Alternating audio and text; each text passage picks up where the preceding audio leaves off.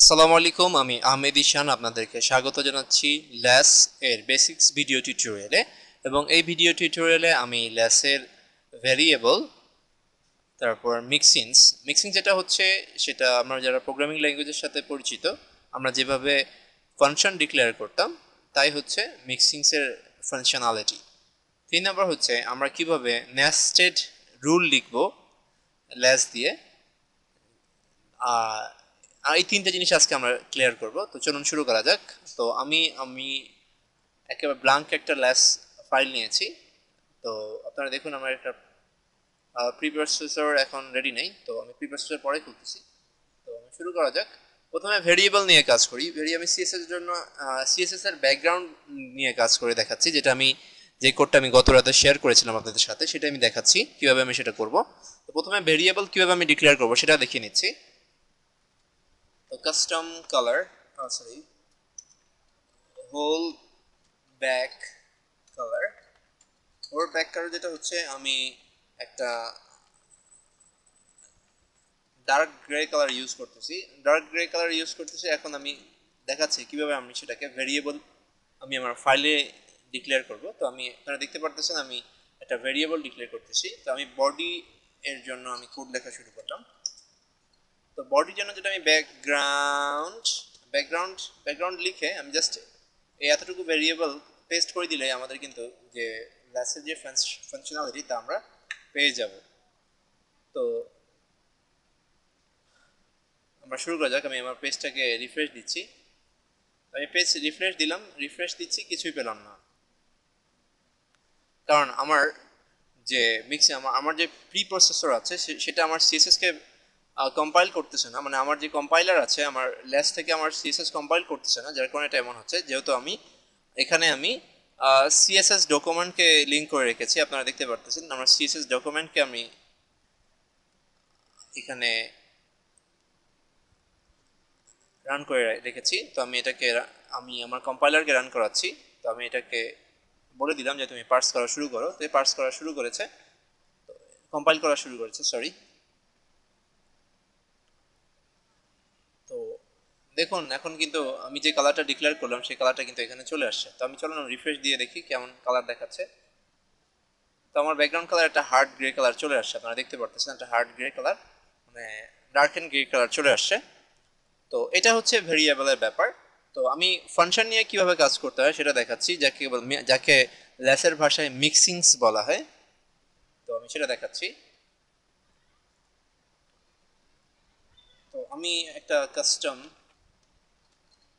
Background, এটা অনেকটা ক্লাসের মতো ব্যাকগ্রাউন্ড দিলাম এবং ব্যাকগ্রাউন্ডে জাস্ট একটা কালার ডিক্লেয়ার করে দিলাম। ব্যাকগ্রাউন্ড কালার দিচ্ছি, গ্রিন দিয়ে দিচ্ছি। গ্রিন যেহেতু বোঝার জন্য বুঝতে সুবিধা হবে, গ্রিন আমি ব্ল্যাক দিয়ে দিচ্ছি, বুঝতে সুবিধা হবে। জাস্ট আমি বডিতে গিয়ে এটাকে ডিক্লেয়ার করলে এখানে যে ফাংশনালিটি থাকবে, যতই কোড থাকুক না কেন, এটা আমরা যেখানে ডিক্লেয়ার করবো সেটা আমরা পেয়ে যাব।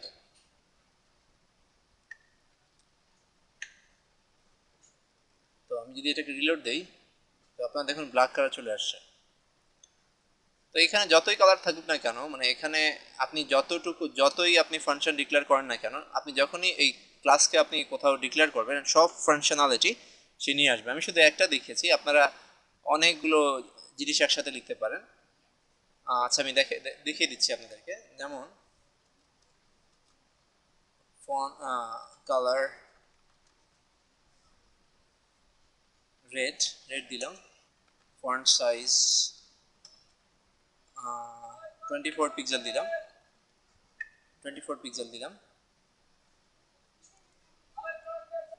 তো 54 পিক্সেল দিলাম, আপনারা দেখতে পারতেছেন। তো আমি এটাকে গ্র্যাব করব। তো আমি এখানে অলরেডি একটা ইন্ডেক্সের একটা ফন্ট দেওয়া আছে, তো আমি বডি থেকে সেটা গ্র্যাব করবে। তো চলুন দেখা যাক কীভাবে করবে সে। এটা রেড হয়েছে। আমি যদি এটাকে এই ফন্ট সাইজকে আমি আরও বাড়িয়ে দিই, আমি যদি 30 পিক্সেল করে দিই, 34 পিক্সেল যদি করে দিই, তাহলে কী হয় আপনারা দেখুন, এটা আরও বড় হয়ে গেছে। তার মানে এখানে যতই ফাংশনালিটি আমরা ডিক্লেয়ার করি, যদি আমি বলি টেক্সট ট্রান্সফর্ম, আমি লেস ফাইলের মধ্যে টেক্সট ট্রান্সফর্ম যদি ডিক্লেয়ার করে দিই, আপার কেস, যে আপার কেস ডিক্লেয়ার করি সে আমাকে আপার কেস দিবে।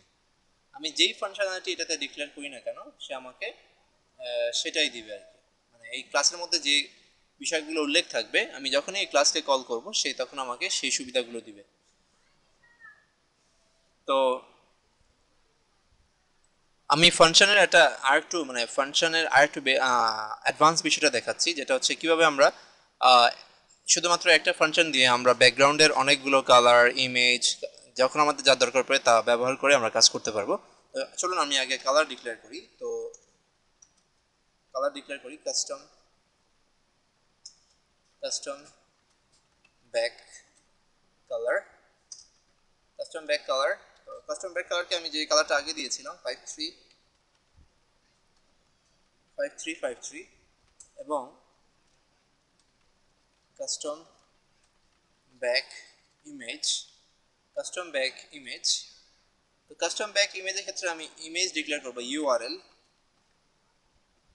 তো ইউআরএল গিয়ে আমি এখানে আমার যে এখানে যে ইমেজটা আছে সেটা আমি নামটা কপি করে নিয়ে আসি। তো আমি এখানে কপি করে নিয়ে আসলাম আর আমার প্যাথ ডিক্লেয়ার করে দিলাম ইমেজেস। আর যেটা হচ্ছে যেহেতু আমি আলাদা একটা ফাইলের ল্যাস একটা ফাইলের ইমেজেস ফাইলের মধ্যে এটাকে রেখেছি, তো আমি এটাকে প্যাথ ডিক্লেয়ার করে দিলাম। তো এখন আমি কিভাবে এই ফাংশনকে ডিক্লেয়ার করব, তো কাস্টম ব্যাকগ্রাউন্ড মিক্সিনস। তো এটাকে আমি যেমনটা ফাংশনে আমরা কাজ করি, তো আমরা লিখি এখানে ব্যাকগ্রাউন্ড প্রপার্টি ব্যাকগ্রাউন্ড প্রপার্টি লিখলাম। তো এখন এই যে আর্গুমেন্ট দিয়েছি সেই আর্গুমেন্ট আমি এখানে কল করব। তো ব্যাকগ্রাউন্ড এখানে যে আর্গুমেন্ট আমি দেখেছি সেটা কল করব। তো আমাদের এখন এই ফাংশনের কাজ শেষ। আমি জাস্ট সেটাকে কল করার মাত্রই এখানে আমি যেই ভ্যারিয়েবল যেই ফাংশন যেই ভ্যারিয়েবলকে কল করি না কেন সে আমাকে তাই দেখাবে। তো চলুন দেখা যাক। আমি আমার একটা ব্যাকগ্রাউন্ড কল করি। তো বডিতে একটা আলাদা ব্যাকগ্রাউন্ড কালার সেট করি। তো বডির জন্য আমি জাস্ট এই কোডটা কপি করে নিয়ে এসে আমি এই ভ্যারিয়েবলটা পেস্ট করে দিচ্ছি এখানে। যেহেতু এটা কালারের ভ্যারিয়েবল তো আমরা শুধু কালারই পাবো। তো চলুন দেখা যাক কি হচ্ছে। আপনারা দেখুন আমরা একটা গ্রে কালার পেয়েছি। এখন যদি আমি ইমেজকে লিঙ্ক করাতে চাই, এই ইমেজটাকে যদি লিঙ্ক করাতে চাই, জাস্ট ইমেজের এই জায়গাটা জাস্ট কপি করে মানে ইমেজের এই যে এই ভ্যারিয়েবলটা কপি করে আমি এখানে পেস্ট করে দিলে আমাদের কিন্তু ইমেজ চেঞ্জ হয়ে যাচ্ছে। আপনারা দেখুন আমি রিলোড করলাম, আমার একটা ইমেজ চলে আসছে, যে আমি ব্যাকগ্রাউন্ডের জন্য যে ইমেজ ডিক্লেয়ার করেছি সেই ইমেজটা এখানে চলে আসছে। তো এটা আমাদের অনেক সুবিধা করে দিয়েছে। জাস্ট আমি এখানে আমার একটা যে ইমেজ বা যে ফাইলগুলো আমরা লোড করাবো সেগুলো আগে থেকে লিঙ্ক করে রেখে দিলে জাস্ট আমি এগুলোকে কল করলে আমাদের কাজটা অনেক সহজ হয়ে যাবে। তো এটা গেল ফাংশনের ব্যাপারটা। আমি নেস্টেড এলিমেন্ট কিভাবে ডিক্লেয়ার করা হয় সেটা আমি দেখাচ্ছি। নেস্টেড এলিমেন্টের জন্য আমি এই হেডারের মধ্যে একটা হেডার ক্লাস ডিক্লেয়ার করে রেখেছি। হেডারের মধ্যে একটা হেডার ক্লাস ডিক্লেয়ার রেখেছি। আমি জাস্ট এই হেডারের যে আইডিটা সেটা কপি করে নিয়ে আসলাম। তো আমি দিলাম এটা একটা ব্যাকগ্রাউন্ড কালার আমি ডিক্লেয়ার করতেছি। ব্যাকগ্রাউন্ড কালার ডিক্লেয়ার না করে জাস্ট আমি এই এটার কপি করে নিয়ে আসতেছি এটাকে। এটা কপি করার জন্য আমি একটা নতুন একটা কালার নিচ্ছি। আমি হেডারের ব্যাকগ্রাউন্ড হোয়াইট দিব। তো হেডার কালার, হেডার কালার যেটা হবে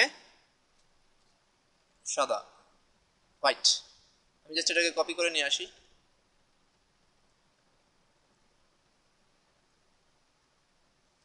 আমি এটাকে রিলোড দিলাম। আপনারা দেখুন আমার এই যে হেডারে যে ব্যাকগ্রাউন্ড কালার আছে সেটা হোয়াইট হয়ে গেছে। তো আমি যদি এই প্যারেন্ট এলিমেন্টকে, যে আমরা যে সাধারণ যে সিএসএস লিখি যখন আমরা এই প্যারেন্ট এলিমেন্টকে মানে এই চাইল্ড এলিমেন্টকে যখন H1 যে হেডারে যে চাইল্ড আছে এটাকে যখন আমরা টার্গেট করি স্টাইল করার জন্য তখন আমরা কি লিখি, আমরা সম্ভবত লিখি এভাবে যে ক্লাস আইডি হেডার টার্গেট করি আমরা H1 দিয়ে। তখন সাপোজ আমি এটাকে দিলাম যে এটার কালার হয়ে যাবে, কালার হবে হয়ে যাবে সাপোজ কালার আমি হাতে ডিক্লেয়ার করতেছি, কালার হয়ে যাবে গ্রিন। তো কালার গ্রিন হয়ে গিয়েছে। তো এখন দেখি আমি যদি এটাকে কপি করে সম্পূর্ণ এই হেডার স্টারের ভিতরে যদি আমি পেস্ট করে দেই, তো চলুন দেখি কি ইফেক্ট পাওয়া যায়।